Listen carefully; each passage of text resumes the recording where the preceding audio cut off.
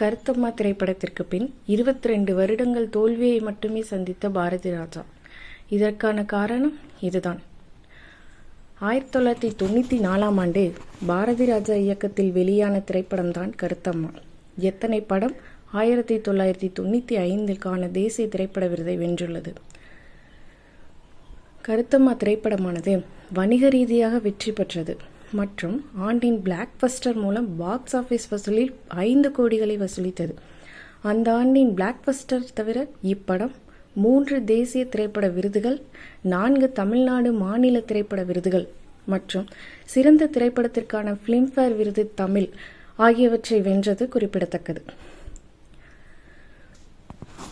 இயக்குனர் பாரதி ராஜாவின் இயக்கத்தில் வெளியான பல படங்கள் தேசிய விருதை பெற்றுள்ள நிலையில் இத்திரைப்படத்திற்கு பின் இவர் அடுத்த படங்கள் எதிர்பார்த்த அளவு வெற்றியை கொடுக்கவில்லை.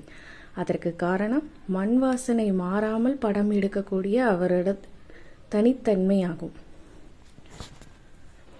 தனித்தன்மையானது 80-90களில் மட்டுமே ஒர்க் அவுட் ஆன நிலையில் அதன் பிறகு பெரிதாக கை கொடுக்கவில்லை.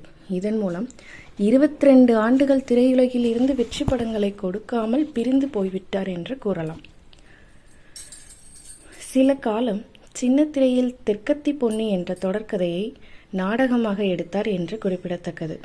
காலத்திற்கு ஏற்றாற்போல் தன்னுடைய படங்களை அப்டேட் செய்யும் வழக்கமானது பாரதி ராஜாவிடம் இல்லாத காரணத்தினால்தான் அவரால் தொடர்ந்து திரைப்படங்களை இயக்கி அதில் வெற்றி காண முடியவில்லை என்பது பலருடைய கருத்தாக அமைந்துள்ளது குறிப்பிடத்தக்கது.